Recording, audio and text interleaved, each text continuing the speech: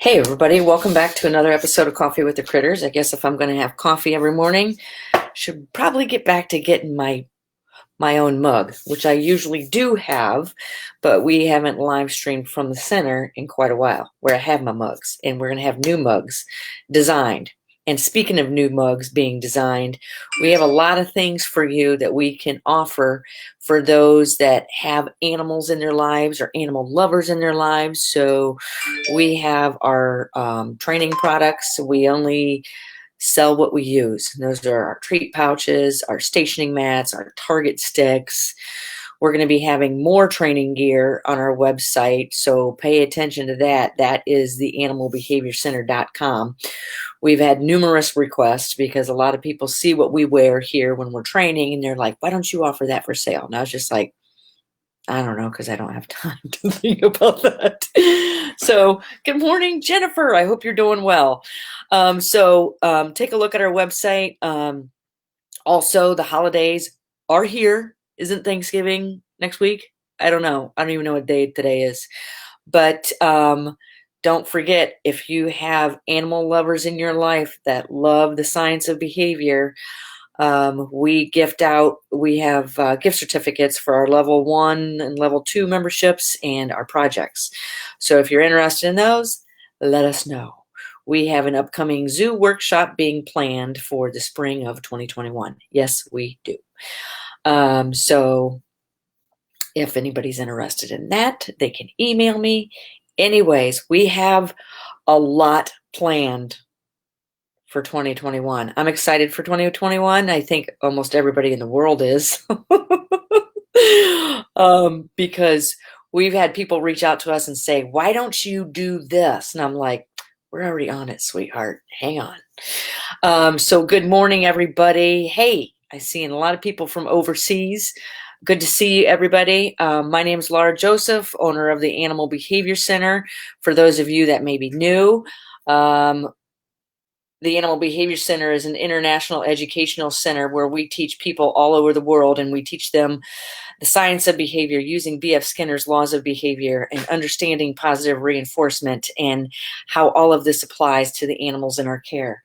And a lot of times, and anybody that trains animals know this, in order to get to the animal, we need to get to the person. And that is true. And almost, I don't know any animal organization where you don't have to deal with people. And if you don't, you will be soon.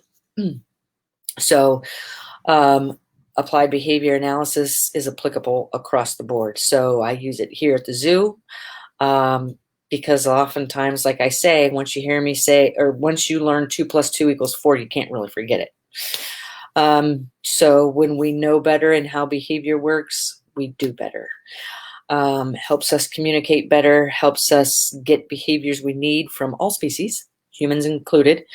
And we all know animals, including humans, learn faster for being reinforced for what to do versus being told what not to do. When constantly being told what to do, you will give little effort. When being recognized for the things you do well, you will see people go above and beyond. And I see that every day. I live it every day. So with that being said, I already did my introduction in case nobody knows who I am. We'll go through, get off here. There, thank you. You can find out more about what we do on our website at theanimalbehaviorcenter.com. And you can also email me at Laura, Lara, at theanimalbehaviorcenter.com if you have any questions. Good morning, Bobby. Good morning, Nor, over there on the other side of the world. I already said good morning to Jennifer, Karen, Melinda, Stacy, Sandy, Jillian. Jillian, you look new. Sue, just saw you yesterday. Lisa, Shannon, have yet to meet you. She's a volunteer at the Animal Behavior Center. I'm trying, Shannon. I'm trying some pins to spend some time at the center this week. Nancy Forrester down there in Key West. Sheila, welcome back, everybody. So yeah, take a look at her events page. You'll find it's not updated. I'm getting there, guys. we're getting ready to move. The Animal Behavior Center is staying the Animal Behavior Center, but we're moving to a new location. And once we move, every month we're told we're almost there. Once we move, things will start being more streamlined. I've got, I know I keep saying that I'm going to have my email newsletter going out. I have reached out to somebody to help me with it. Okay. Those of you in our memberships and our projects know that I'm sending out newsletters regularly to keep up to date for what's happening in our online memberships and projects. And if you want to know more about our memberships or projects, take a look at our website, theanimalbehaviorcenter.com, because what we do, we've been in the business of doing teaching people about applied behavior analysis in their animals. We've been doing this for about 15 years, but our live streams, we've turned it into a live streaming service, and we've been doing that for 6 years, almost next month to the day. So our level 1 and level 2, it's online learning, which has level 1 is for companion animals. Level 2 is a little more intense with weekly live streams, and you're going to see an update getting ready to come up. Level 1 for companion animals, we live stream our training. We have activities. Level 1 and level 2, we have podcasts. I'm getting ready to launch another podcast next week. And at the end of next week, in our level 2, which is more for professional animal trainers or board certified behavior analysts, people thinking about getting in the field, I am interviewing Dr. Evelyn Gold. She's from the Harvard Medical Institute, and we will be talking about anxiety. She specializes in anxiety because last month in our podcast, in our memberships, somebody asked me to talk about, what was it, overstimulation. And the more I started talking about overstimulation, the more I started relating it to, we try not to get our animals overstimulated. And a lot of overstimulation can be relative to anxiety. Anxiety in our animals is shown in numerous different ways, and we can see behaviors like what purpose does this behavior serve for the animal? And a lot of it can be overstimulation from anxiety, and the animal doesn't know what to do with it. And that can work a lot of times against the animal's favor and ours as well. So, and I just did a presentation last night. I don't know if anybody in here watched it. Hey, Daphne and Chris and Jen and Adrian. I don't know if you sign up for the Pet Professional Guild's Geek Week this whole week. I gave a presentation last night at 6:00 on off-contact training to free contact training, focusing on zoo animals. Today at noon, I have another one called The 4 Main Factors of Reinforcer Effectiveness. I've been writing for the Pet Professional Guild for 6-7 years. I can't remember. Presented at their summits, a couple of their summits, one Tampa and one in Kanab.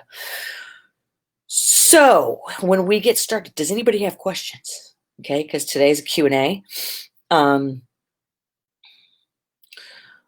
I wanted to show, usually before we get started, hey Ray and Beth, I will give an update of what has happened with training in the past week. Those of you in level 2, I see a couple here in level 2, saw what happened in level 2 this week.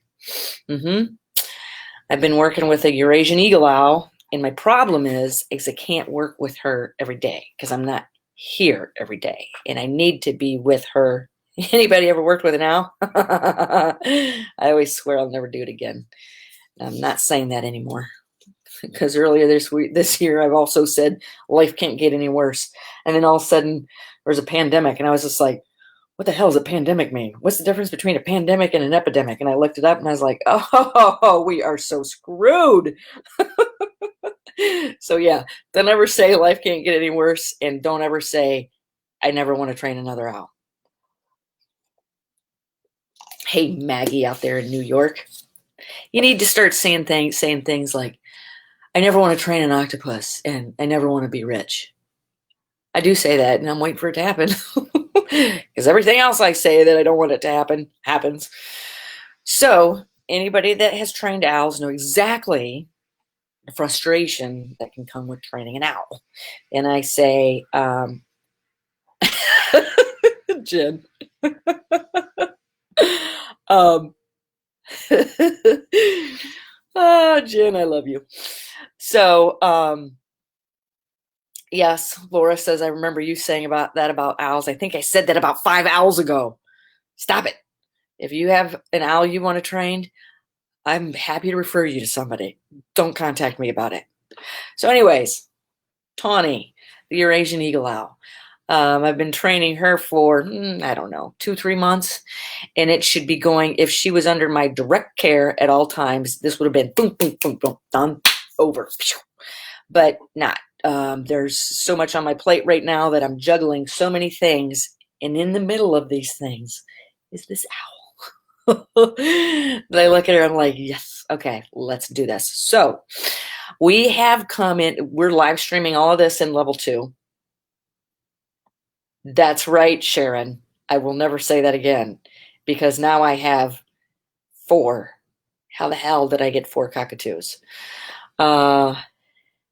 Jack, training animals is part of my get rich never scheme. I agree with you on that. But it's fun. And the nice thing, a great thing about training animals is you wake up every day and you never know what you're going to get. Anyways, okay, so here's Tawny. Any hurdle we have had, I have had it with her. And I'm just like, get out of here. So we put on a pair of anklets and the anklets broke. Okay, come on in. Howdy. How are you? I brought you some apples. You did? My neighbor gets all that stuff, and I just bring them over to you guys for the animals. Oh, well, thank you. They look good, but I said I couldn't eat all them apples in one month. Well, we'll use them. You know, I just keep bringing it over. Yep. Joe, I said, is it all right? He said, heck yeah, we need food. Yep, So we pass them out every day to the animals. And yeah, that's what I mean. I said, she brings over this just something that they eat and we don't eat. And she brings it over, and I said, so. But I just leave it on the counter. Thank you. Okay. Thank you. I'll let Joe know you were here. Yeah, I called him. Okay. Yeah, he said he was. I said somebody's here, and he said, oh yeah. Okay. All right. We'll see you later. Thank you. I'm Bill Urson. Yeah. Yep. I remember you, Bill. All right. Take care. Yeah.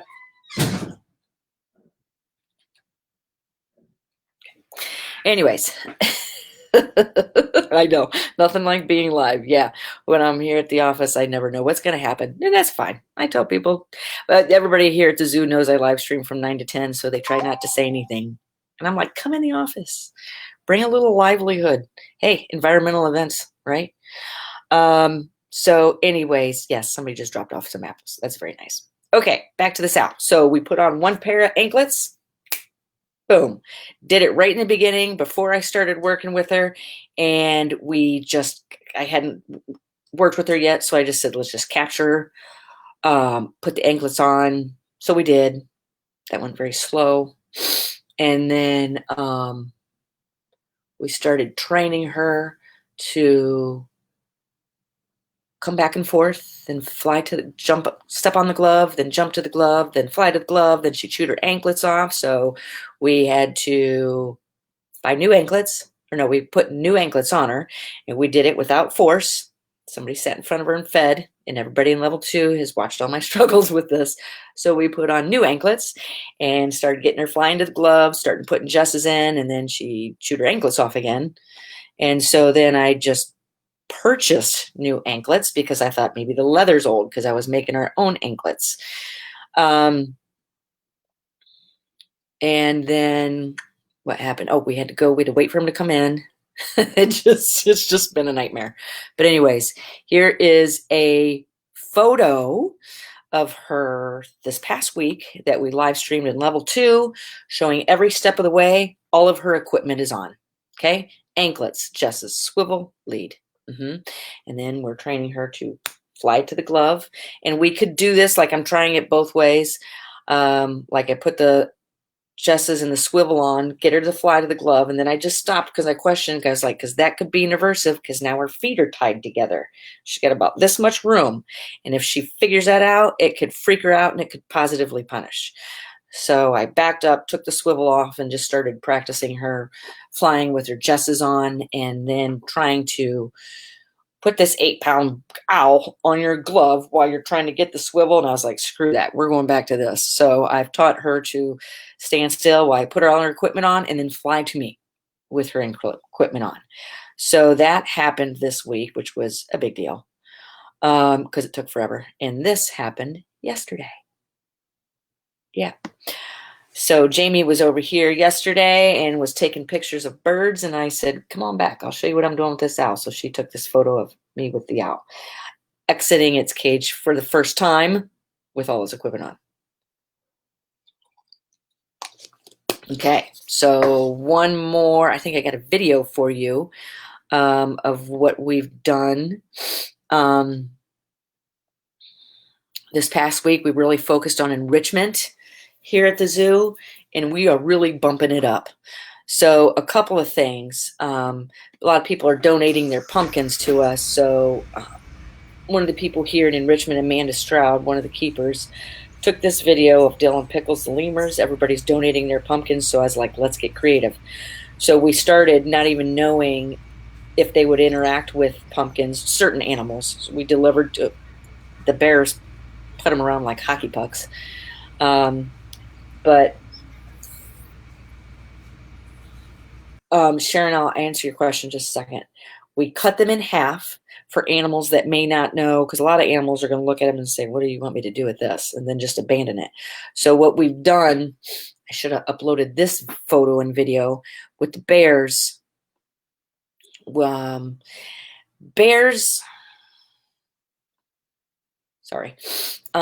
number one concern with bears, usually in enclosures, is they pace, and it's easy for them to pace. And once the pacing starts, it's hard to change it. So I've been giving little warnings for the past 2 to 3 weeks. I'm seeing some antecedents to pacing. It's going to start. We need to change this immediately, and we can change that through training and enrichment. And while we're regrouping here at the zoo and getting our enrichment team involved, and I know a lot of people have reached out to us wanting to volunteer for enrichment. We have not forgotten about you. I will be in touch with you very soon. But we are, that's why I said, and I'm a big proponent of this. If you're feeding your animals in bowls, ditch the bowls and do yourself and your animal a favor. Okay. But there's a way to do it. You need to shape it if the animal doesn't know how to forage, search for food on its own. So what we started doing with the bears is we're taking these pumpkins and hollowing them out. We cut a little top like you would a jack-o'-lantern. I want that top to be as small as possible. And we can increase complexity, and we can stop cutting out the top. But we cut out the top and we shove all the bears' breakfast inside the pumpkin, and sometimes it takes numerous pumpkins. And now the bears are rolling these pumpkins around, pawing at it, trying to get to the food on the inside, so they have to destroy the pumpkin in order to get to the food. I did a live stream on the zoo's Facebook page last Sunday of that gargantuous pumpkin that probably weighed close to 100 pounds, that we just smeared peanut butter on all over the top of it, and it was gargantuous, and these big bears are just tearing into it. When you want to replace a behavior, such as an abnormal repetitive behavior like pacing, which is very common in zoos and bear exhibits, when you want to change a behavior, you need to replace it with another. So the small bears have started pacing due to a different reason, because they were moved, and they were moved further away from, both sets of bears were moved, creating more distance between them and people. And I could tell, because I'm like, all right, they're starting to pace. but where are they pacing? And I'm starting to see a little trail. You want to eliminate, whenever I see a trail, I want to eliminate that because that means it's widely used. And we saw that in our center with Snow, our deaf and blind border collie. I was just like, see that, guys? There's starting to be a path worn back and forth. And that means this is abnormal repetitive behavior starting to happen, not uncommon with herding dogs like border collies, which is why I swear I never have one. Oh! And so that creates anxiety in me because I know abnormal repetitive behaviors are starting. So I was just like, the more she practices this, the longer it's going to take you to change it. What do we want to do about it? We need to play. We need to fetch. Yes, our deaf and blind dog knows how to fetch. She loves to play with a hose. She loves to sit in the pool. She likes to take baths. Those are all replacement behaviors. She likes to chew on ice. She likes to lay in snow. Snow likes to lay in snow. So let's give this stuff to her. Because if you want to change a behavior, you need to replace it with another. And we can do that a lot of times with enrichment. So these bears are getting their breakfast and their dinner from pumpkins. And it's taking them, I don't know, because I haven't watched. But I asked the keepers to send me videos. It's taken them at least 3 times as long to eat. So now we're at the point where we've given them breakfast and dinner in their pumpkins. And we're starting to do this with the skunk, the porcupine.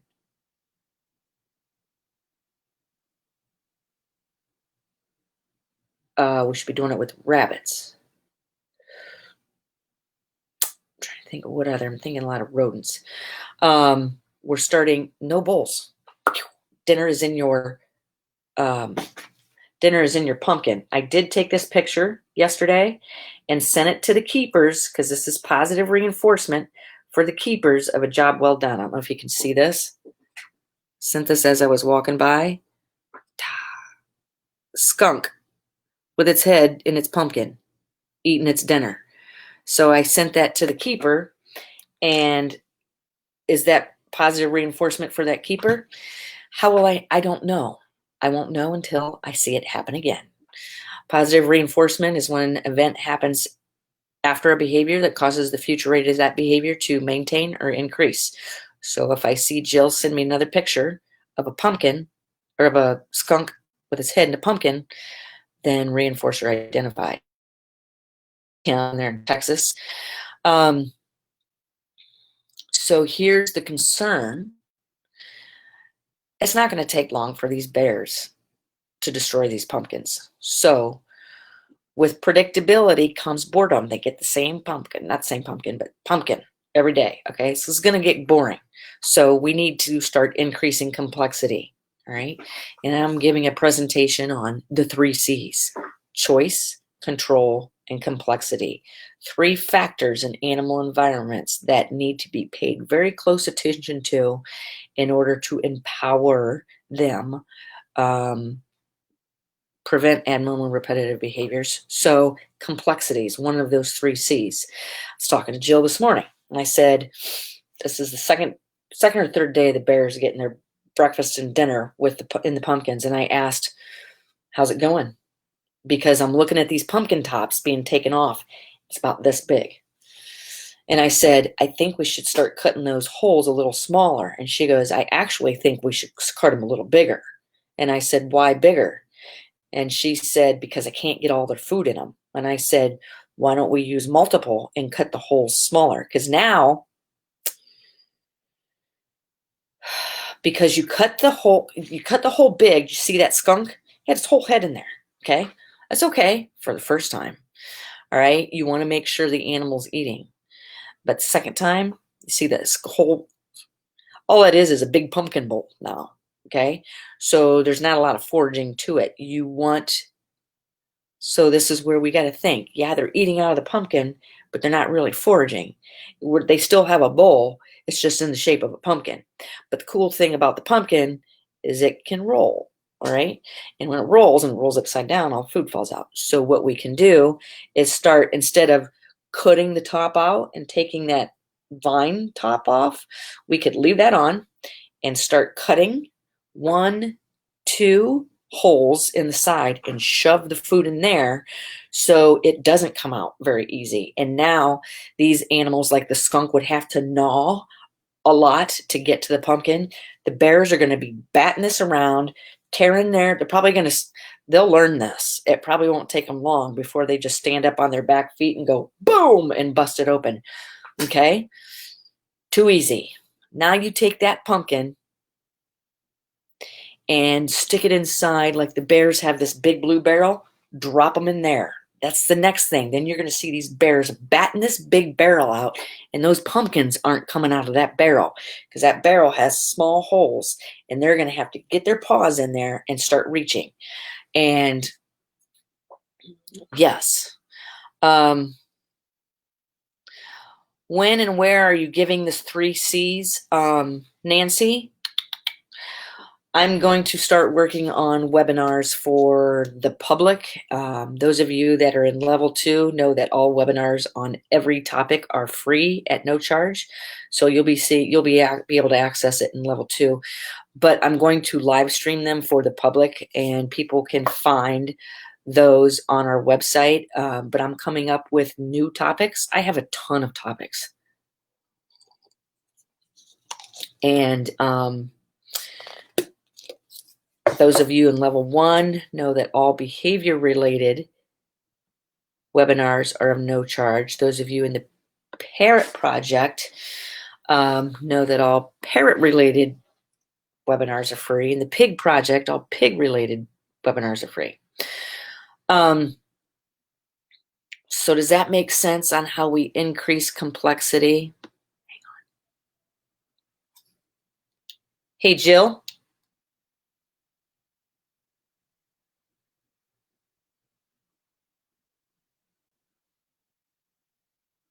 Who was that for? Not you. Jill? I kid. No, I'm looking for Jill.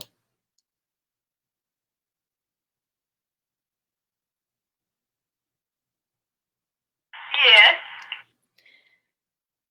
How did it go giving the bears their breakfast? By the way, you're in my live stream, so how did it go giving the bears their breakfast this morning in the pumpkins? Good. I think the big bears are starting to get the hang of having to take the lids off, and the baby bears, I'm going to start to put the lids on because I think that they're used to their food to be in pumpkins now. So I'm going to see, hopefully, the PM feed how they'll be with the lids on. Perfect. Once, so we're taking the lids off for the baby bears to make sure that they understand the food's inside, right? So once they understand the food is inside, we can now stop taking the lids off and have them figure it out. Yes, and they have had their food in the pumpkins. This AM feed was their 3rd time with the food in the pumpkin, so I think they are now used to seeing the pumpkin and going, oh, hey, food. So I think they're ready for the lid. See the pumpkin, hey, food. You know what that is? That is called a conditioned reinforcer because it's paired. Pumpkin's paired with food. So soon the pumpkin becomes the cue that I'm getting food. Pavlov's dog. Ring the bell, drool. Pumpkin, drool. Okay, yeah, I'm talking with you on my live stream this morning, Jill. So we're talking about control and complexities in foraging. So the next step could be, because once with predictability becomes boredom, so pretty soon these pumpkins are going to be very predictable and become very boring to all of these animals. So it's important that we increase the complexity, meaning we're constantly shaping how hard they're working for the food. So how are the big bears doing with theirs? They're probably getting to it pretty easy, aren't they? Yeah, by the second go, they knew to just either dump the pumpkin and the lid would come off, or to just kind of chew it off. So how should we make it harder for the big bears? I love her. I have an idea, and maybe when you feed the big bears their dinner today, do you mind radioing me and I'll come out and watch and work with you? But I'm thinking we put, they have that blue barrel, that blue hanging barrel in their enclosure. Why don't we start dropping their pumpkins in there? My only concern about that is they might both start fighting over it. But let's at least put their pumpkin in there, and then maybe we can live stream it on the Animal Behavior Center's Facebook page tonight, since we have all these people listening to this conversation on the importance of increasing complexity. Yeah, that would be good. I would be worried about Jigs hogging both of the pumpkins because he likes to hog the food. I know there's a pretty large stump on the underside of the enclosure, so would we be able to put one up there, and Sweepy would have to climb to get the pumpkin, and then Jigs would have the blue thing? Absolutely. Fabulous idea. Let's try it. We can give, since Jigs is the one a little more aggressive with his food, we can drop that into the blue barrel. I think he would really love the complexity and the challenge of that. We'll go ahead and give Sweet Pea hers over on the stump. And if you don't mind, I'll live stream this in the Animal Behavior Center Facebook page, if that's all right with you. Yeah, that would be awesome. Perfect. Thank you. No problem. Yeah. So, hope it wasn't an invasion of anybody's privacy listening in on that radio, but I mentioned what was going to happen. It's going to start being too predictable. And now the pumpkins are cute. So now is the time to increase complexity, because challenge, give this some thought. Challenge is a major reinforcer for most of us. It's why we play games on our phone. It's why we do crossword puzzles. I don't, because I hate them. It's why we like trying to figure out something complex. Working with more than one animal, for me, working with 5 animals and trying to get them all to station, that is a positive reinforcer of mine, because it's the challenge for me. How do I figure this out? How do I get this? I'm increasing complexity in my training. So those challenges are reinforcers. Now, Jigs, he's our biggest black bear here. I can tell he enjoys challenges. And once you start learning, once you see these animals start learning, and everybody out there that trains animals knows exactly what I'm talking about, if you're training them via positive reinforcement. You see them, when you cue to them, all right, guys, training session's getting ready to start. You'll see bears just like line up, animals line up and like, okay, what do you want me to do? I know you're going to ask me to do something. This is after you've already started training and you see them. You're going to ask me, you want me to do this? You want me to do this? What is it you want me to do? And they are very eager to engage. That works on every living thing. The key is just to identify the reinforcers. And so many times reinforcers is not food. So just the challenge can be the reinforcer. Okay. Hey, Samantha, small steps. Yes. Shape it, baby, shape it. I even think I have a webinar called Shape It, Baby, Shape It. Yes, Jen. Jen is a really well-respected dog trainer in numerous different areas down in Iowa, which I hope to see you soon, Jen. You'll see animals start to offer behaviors, and you'll see animals like the primates here or the parrots at the center. When you reach over and put that treat pouch on, That is a what? There's your pumpkin, guys. That is a conditioned reinforcer because you don't put your treat pouch on to go take a shower. Okay? You don't put your treat pouch on to go grocery shopping. You put your treat pouch on when you're getting ready to start train. So in the center, you'll see when we put our treat pouch on, you'll see animals run or fly to their stations because they're like, something's happening. And training, the reason I do what I do is because I love to empower animals. And training using applied behavior analysis and positive reinforcement is the most effective way I have ever experienced training. And I've trained more than just this way too. This is why I do what I do. Because I see animals eagerly want to interact. When I see people like push animals out of the way, I'm like, stop. You do not even have to push them. Just ask them. And they're like, but they won't go. And I'm like, well, it's because you haven't trained them. And it won't take long before you start pushing an animal and before you see an animal start pushing him back. And that animal weighs a ton.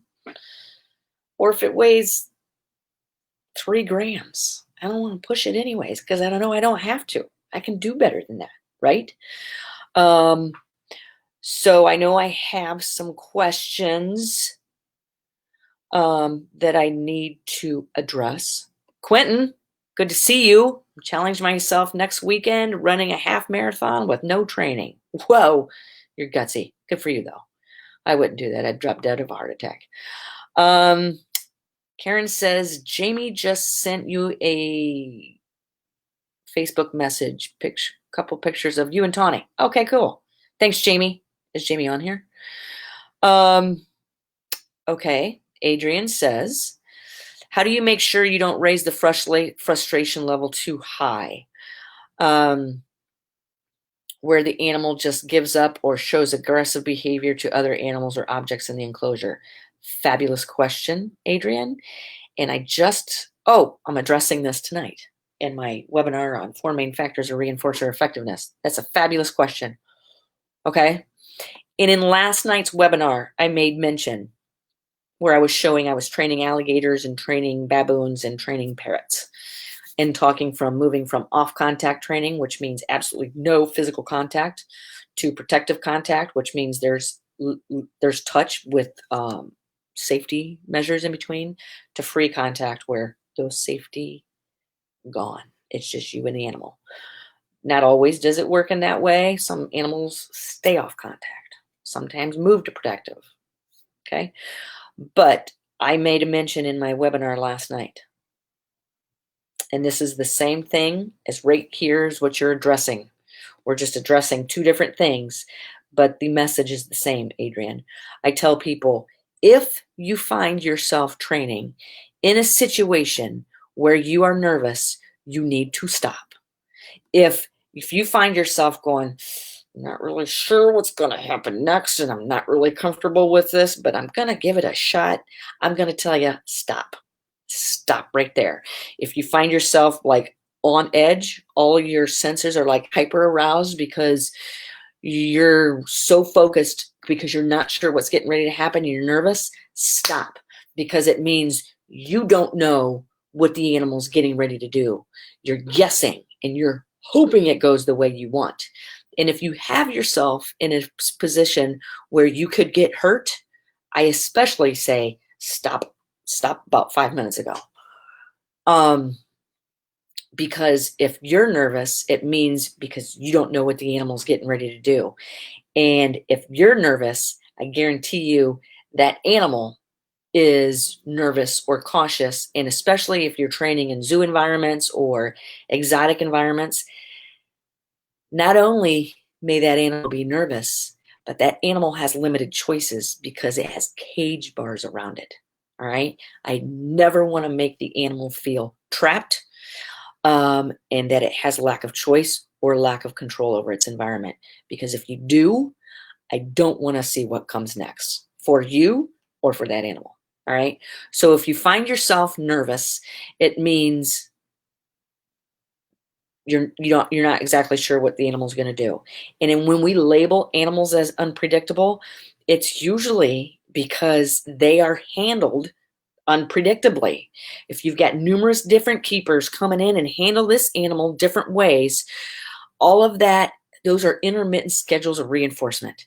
All of that can, if you're all using force or aversives, and a lot of times people can't even identify aversives. And aversives are anything the animal doesn't like. So it could be the pace at which you walk by the enclosure. And if that animal's trying to reach at you and it keeps reaching at you, then you're reinforcing the undesired behavior. Okay? Samantha says, don't let yourself be an uncontrollable variable. There are usually enough in the environment. Isn't that true? Yep. Jen says, your gut is telling you no. Listen to that. You know what intuitions are? I won't say what I really think they are. I was going to say bullcrap. Intuitions. People are like, oh, these are just intuitions. I just knew it. I don't know how it just came to me. Bullcrap. No, there are subtle cues in your environment that you may have picked up on one over in this situation, then it happens again, and then, and then it happens again. And those are subtle cues that happen over time that tell you, get the hell out of here, or that tell you, oh, I knew that was going to happen. Well, you knew because there were all these subtle cues over a period of time. Does that make sense? So, okay, back to Adrian's question. Does that make sense, Adrian? Do you see how that's relative? How do you make sure you don't raise the frustration level too high? You shape it, okay? Shape it. And if you see the animal responding less, or if you see the period of time, like it's responding not as fast, those are subtle cues that maybe the animal doesn't understand, or the animal's not comfortable. So you need to back up and shape even smaller, okay? Where the animals just give up or show aggressive behavior to the other animal. Yeah, you don't want the animal aggressing on other animals because it's frustrated because you're taking too big of steps in your training, in your shaping plan. And you've heard me say before, a lot of times people ask, what's the biggest step people make in training animals? And I say, taking too big of steps in their shaping plans. It's very common. Back it up. And one thing that makes my head twitch is when people say, oh, you must have so much patience to do what you do. And I'm like, I am the most impatient person on this earth. And I am. If you sit there and have a conversation with me and I've got something to do, you'll see me do subtle hints like, yep. Then I'll start looking around like, okay, I got to run. I cannot sit still. I do not like to sit still. And I am not a patient person. But what I do is I watch for those small steps where I can shape behavior. Here's an example for you. This is kind of fun. I was sitting in a presentation and I was bored. I was sitting in somebody's presentation and I was bored. And I was sitting in the second row. So I was just like, I'm just going to do a little experiment while I'm sitting here. So I'm listening to the speaker. And so I shifted my body in my seat this way. Ooh, it's going to rain. And then the speaker looked at me. And then he looked away and he started talking. So I shifted my body over this way and the speaker looked at me. And I was like, huh, okay. So I'm reinforcing the behavior of him looking at me. And what's the reinforcer? Is it how I'm crossing my legs, shifting my body, whatever? So I shift my body back this way and he looked at me again. I was like, all right. So now I'm going to straight, instead of reinforcing eye contact, I want to reinforce duration. I want him staring at me longer. So I wasn't paying attention to what he was saying in his presentation, but I was bored. So I started doing things like, oh, yeah. And the more I did that, the more he's looking at me and he's like, yeah. And I was like, yeah, yeah, spot on. So then I'm like, so I was like, okay, I got his attention for 5 seconds. Now I'm going for, so I would do one of these. That didn't work. Now I'm just being annoying. So, but you can, like, I'm always training. I can't stop because when you know how it works, you know how it works. Okay, now I know. Yes, Kim, and I saw you train your donkeys, and I saw it work for you. Oh, Nancy, believe me, I'm still thinking about it. I've got 3 months. I turned 50 in February, and I go to Key West every February. And I am seriously thinking about coming down this February. We'll see. Let's see what happens. So we had another question, Sharon. Okay, Sharon, where was your question? Okay, I'm back up to.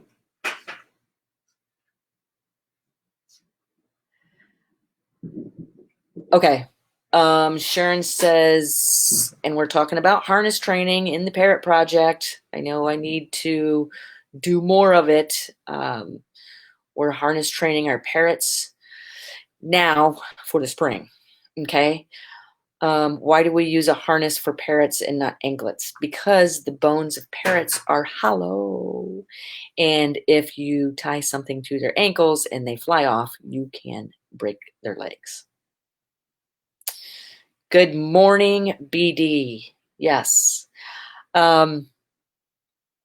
Okay, so set your animals up for success. Like our level 1 and level 2 memberships are full of numerous things, including podcasts. And we have an hour-long podcast that we record and upload every month. I'm recording your next one I'm recording the next 2 this week. One will be for December, and that will be with Dr. Emily Gold. And then I'll be bringing her on for a live stream discussion in level 2. But there are 2. We have a 6-year podcast library. There are 2 in there called Holidays and Our Animals. And if you haven't, well, this may not be an issue this year because nobody may be coming over to your house this year.